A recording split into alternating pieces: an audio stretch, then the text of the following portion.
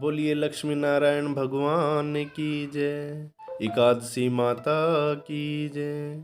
युधिष्ठिर ने भगवान श्री कृष्ण से पूछा, भगवान कृपा करके यह बताइए कि माघ मास के शुक्ल पक्ष में कौन सी एकादशी होती है, उसकी विधि क्या है तथा उसमें किस देवता का पूजन किया जाता है। भगवान श्री कृष्ण बोले, राजेंद्र, माघ मास के शुक्ल पक्ष में जो एकादशी होती है उसका नाम जया है। वह सब पापों को हरने वाली उत्तम तिथि है, पवित्र होने के साथ ही पापों का नाश करने वाली तथा मनुष्यों को भोग और मोक्ष प्रदान करने वाली है। इतना ही नहीं, वह ब्रह्म हत्या जैसे पाप तथा पिशाचत्व का भी विनाश करने वाली है। इसका व्रत करने पर मनुष्यों को कभी प्रेत योनि में नहीं जाना पड़ता। इसलिए राजन, प्रयत्न पूर्वक जया नाम की एकादशी का व्रत करना चाहिए। एक समय की बात है, स्वर्गलोक में देवराज इंद्र राज्य करते थे। देवगण पारिजात वृक्षों से युक्त नंदन वन में अप्सराओं के साथ विहार कर रहे थे।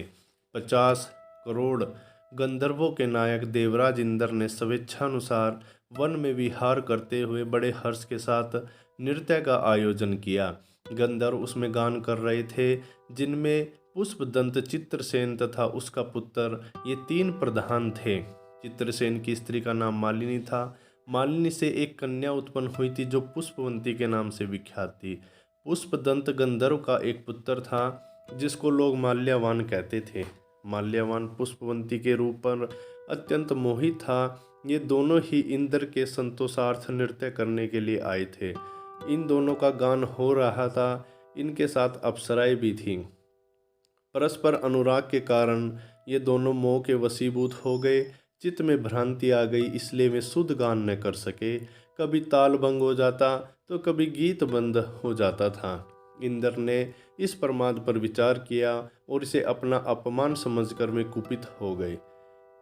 अतः इन दोनों को शाप देते हुए बोले, ओ मूर्खो, तुम दोनों को धिक्कार है। तुम लोग पतित और मेरी आज्ञा भंग करने वाले हो। अतः पति पत्नी के रूप में रहते हुए पिशाच हो जाओ।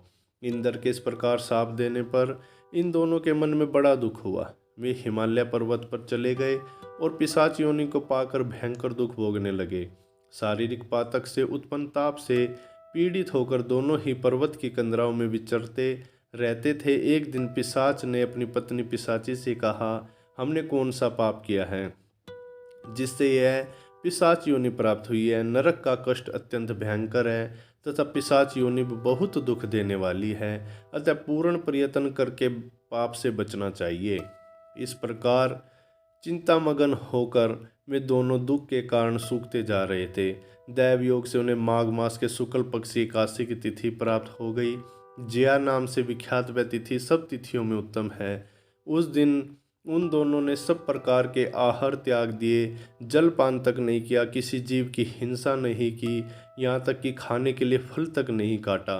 निरंतर दुख से युक्त होकर वे एक पीपल के समीप बैठ गए। सूर्यास्त हो गया। उनके प्राण हर लेने वाली भयंकर रात्रि उपस्थित हुई। उन्हें नींद नहीं आई और कोई सुख भी नहीं पा सके। सूर्योदय हुआ, द्वादशी का दिन आया। इस प्रकार उस पिशाच दंपत्ति के द्वारा जया के उत्तम व्रत का पालन हो गया। उन्होंने रात्रि में जागरण भी किया था। उस व्रत के प्रभाव से तथा भगवान विष्णु की शक्ति से उन दोनों का पिशाचत्व दूर हो गया।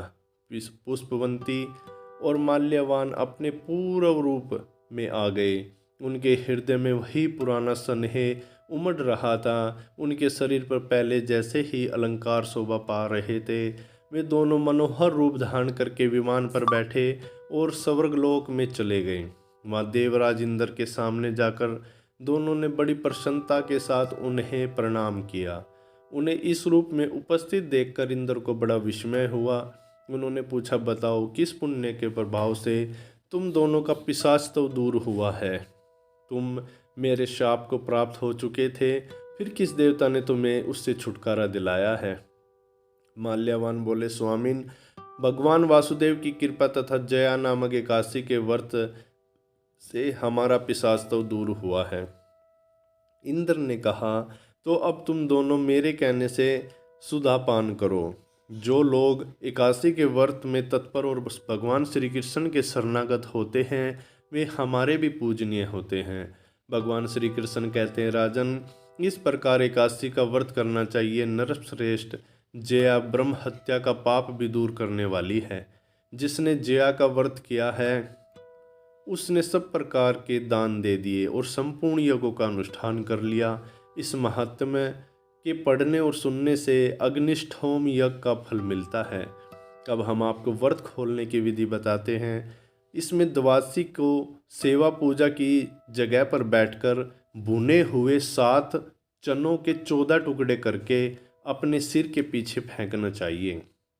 मेरे 7 जन्मों के शारीरिक, वाचिक और मानसिक पाप नष्ट हुए, यह भावना करते हुए 7 अंजलि जल पीना और चने के 7 दाने खाकर व्रत खोलना चाहिए।